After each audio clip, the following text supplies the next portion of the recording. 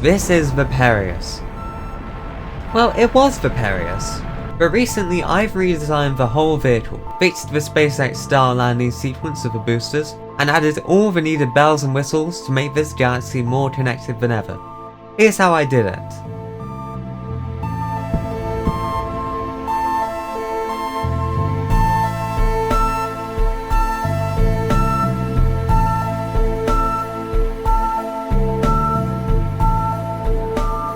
There folks, new year, new mic. That was loud, wasn't it? I'm sorry. Okay, so, to start with, the boosters. Now, a couple of months ago, the Viperius launch vehicle consisted of 3 components. The booster, the big booster, and the Viperius. To be honest, it was literally just Viperius. So, the thing about these boosters is that they were quite bad. Each of these boosters were weirdly designed. They had no clear way of actually controlling themselves during re-entry and landing, and also there was no mechanism for them being placed back on the launch mount. Also, the engines were way too big. Like, I mean, they're still like f***ing huge on the final design, but like that's... Speaking of which, the final design features 4 different types of booster. There's one which is the core, which is always present, and then there are large, medium, and small variants of the radial mounted boosters. On the complete variant, there are 4 short, 2 medium, and 2 large boosters. However, this number may change depending on the planet. That's one of the reasons I actually changed this design, just to allow for slightly more flexibility, because different planets with less gravity or less atmosphere they'll need slightly different launch vehicles to accommodate for their needs. Overpowered launch vehicles are as good as underpowered. And so we have the new boosters. I'd say they look pretty good, but what about the launch pad itself? Well, my main issue is that this is supposed to be a quite futuristic vehicle, and obviously rapidly reusable as a side product of that. Of course, it's not really feasible to do like catch hardware for 9 different boosters. Also, I really don't want to simulate that for such large ships, so we're gonna have to do landing pads instead. Right. How the fuck do we get them back on the launch pad then? Well, the answer that I came up with: a kilometer tall and long train. But first, if you're enjoying the video, hit that like button. I'm trying to reach 1,000 subs by the end of the year, so subscribe, share, etc. More videos coming soon. Okay, thanks. Yep. I know.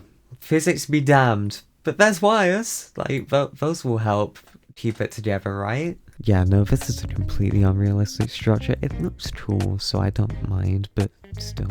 Anyways, next it was time to implement the launch vehicle. And this was where I decided to slightly overcomplicate things. Not just yet though, I decided to just copy the engine VFX from the previous Viperius design, and then I tested the landing sequence and made some modifications, and it seems to work quite well now. Then I decided to redo the engine effects, and I think it actually looks pretty good now, to be honest. Only now the staged landing closest to the train kind of bumps into it. Well, probably best to move out of the way in any case. And so, the tough stuff begins. So, what I want to do first is create some sort of construction sequence for the vehicle. This involves spawning each of the boosters at the pad. We'll deal with what happens to already landed stages later on. But first, each booster will have a position for the train to attach to, and then the train will do 5 things. First, it will rotate towards the target position. Second, it will lower towards the attach point. Third, it will lift the booster. Fourth, it will pivot it into the correct placing position. And 5, it will lower the booster into place. And after doing all the maths and coding to figure out how to actually get the train to pivot towards a specific position, it works! And it immediately drops into a launch mount. Okay, slightly forgot about that. But in any case, this was using a pre-placed stage. Let's try generating them and have a go. That was just a trebuchet. Ah, well that's better, innit? I also removed the swinging because that didn't really work as well as I hoped. Okay, so now we have all the boosters assembled on the launch mount. Let's get the ship up there. But first, we'll make this all controlled by the launchpad's countdown clock, and fix the ensuing bugs. Then we realize the fact that the train is actually kind of short, and we need to actually raise it another 150 meters.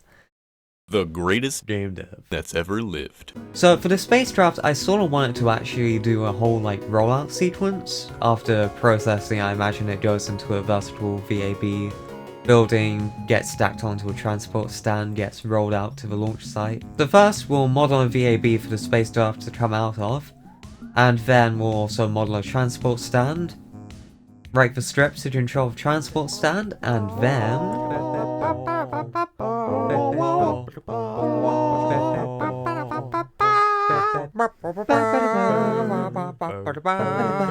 Then, to get the final assembly, the script just deletes the stages which were just placed, and then replaces them with the actual launchable version.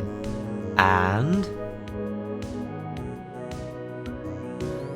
then finally the reverse is done with the landed stages, and that's replaced with the constructible stages. Right, okay, that was only a few days of work, I guess. I mean, it shouldn't be too hard from here on out. I mean, what do we have?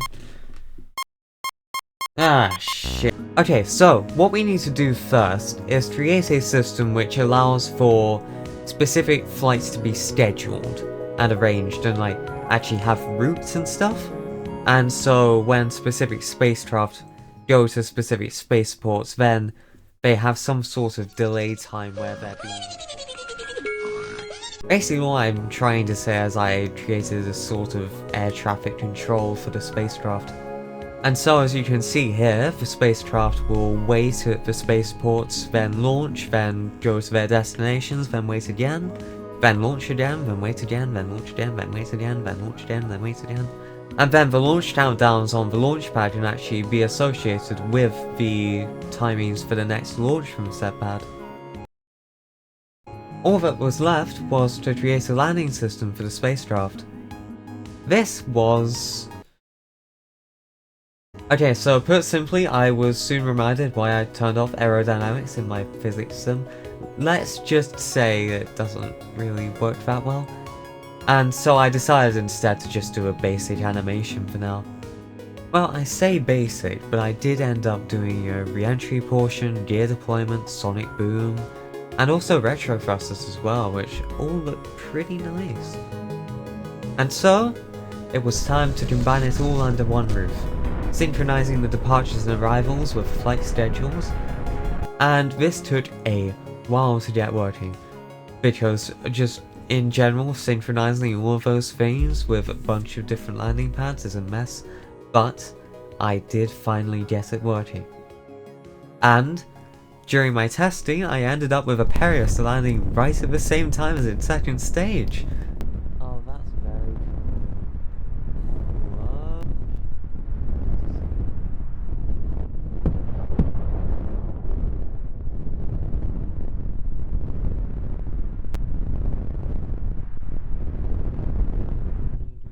I do kind of feel like I'm missing something though. Oh right, I'm supposed to actually put it in game, aren't I? Okay, so I decided to just do U-Tricaster for now, try to see how that looks. Okay, the performance isn't too bad at the moment. I mean, it's still kind of shit, but like, that's not the... Oh wait, hang on, we don't even have the spacecraft in. Oh, there's our issue. Okay, so, like, the thing is, having, like, oh, I don't know how many rigid bodies were in there, but it was a lot. And, to be honest, it was already a pretty laggy area. I don't think the ship itself is quite laggy, but just the combination of that, along with everything else going on in the city, along with everything else going on in the solar system, it really didn't work that well. I mean, the thing is though, I don't actually know where the booster... Oh shit. Is that the booster? Are those the boosters? Oh. So, when we set them all to inactive, that's actually less of a performance improvement than I hoped. I wonder if... Okay, so, removing the space stations actually seems to help a lot with performance.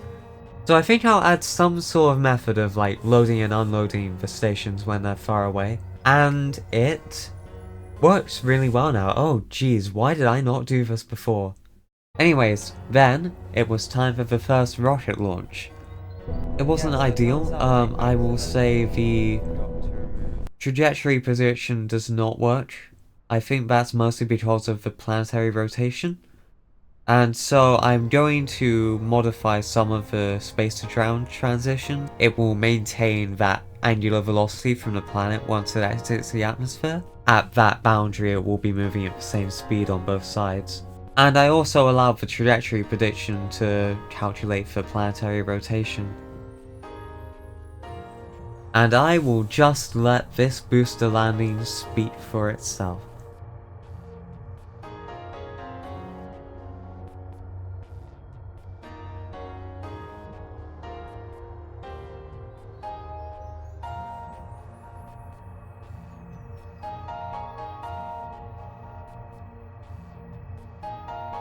There we have it. But we're not done just yet. I also added a docking animation, and with that, the Perius is officially a launch vehicle. And I'll say this once, but it looks really good. And it sounds great too, which I'm really happy about. Of course, the thing is though, I did need more spaceports. So I first added a new spaceport and 4 new moons to Vega's main planet, which I have now called Messiah. This is Moses' spaceport. I named the moons of the planet after notable prophets. Anyways, then I added a new method to append new stations to a procedural solar system, which also seemed to work quite well. Finally, I changed the name generation system to be slightly better, and mostly just to be more representative of how different races name their solar systems. And that's basically it. I just added a few more spaceports, a few more routes, and it turned out alright, I think.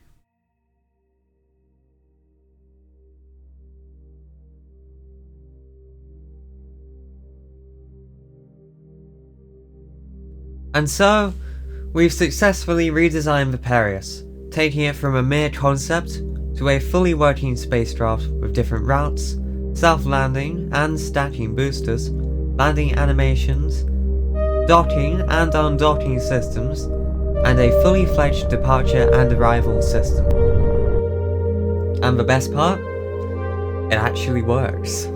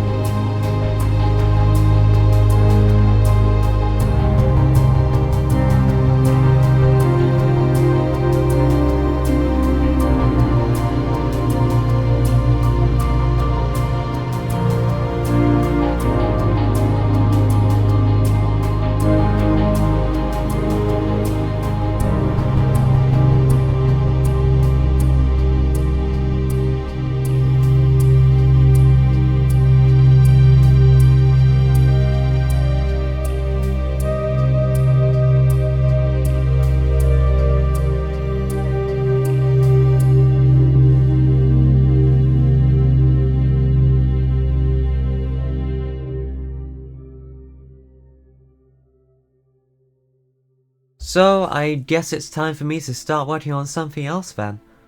might actually get onto my first plan for this devlog. Or maybe I'll get to working on Beyond the Star. I haven't really been working on that, to be honest. Well, whatever I work on next, I would very much like for you to stick around. After all, we're just getting started. Bye bye.